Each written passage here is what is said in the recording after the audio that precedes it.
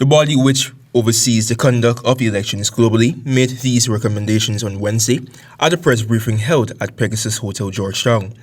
EU Chief of Mission Javier Nart said that implementing an electoral framework which can monitor and regulate campaign financing for political parties will aid in promoting transparency, accountability, and equality in the financing of parties contesting general and regional elections. Unlimited spending. This is absolutely capital for have equality in arms, if we can say, for the election day.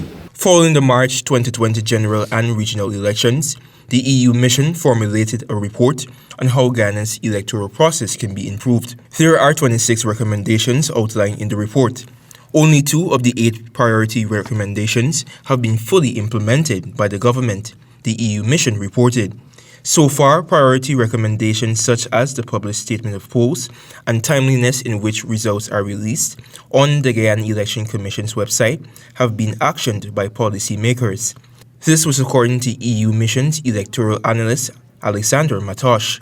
And that has been also now addressed because the new provision of the law requires the returning officer immediately upon receipt of the statement of polls to make them publicly available on the GCOM website. So any announcement of the results should be preceded by the publication of all individual statement of polls. As general and regional elections are slated for 2025, balanced reporting on these elections by state media entities must be considered.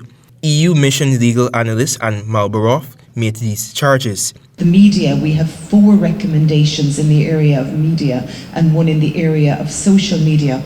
And those recommendations are very much about the perceived bias in state media. Alluding to electoral laws globally, she said provisions such as granting editorial independence and financial autonomy must be included.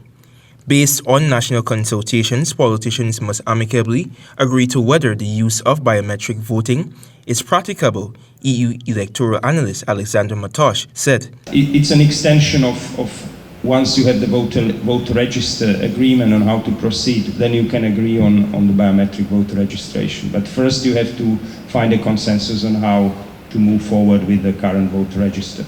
He's adamant that the major political parties must act in the best interest of Guyanese in order for democracy to prevail. Antonio Day reporting for the AGP Nightly News.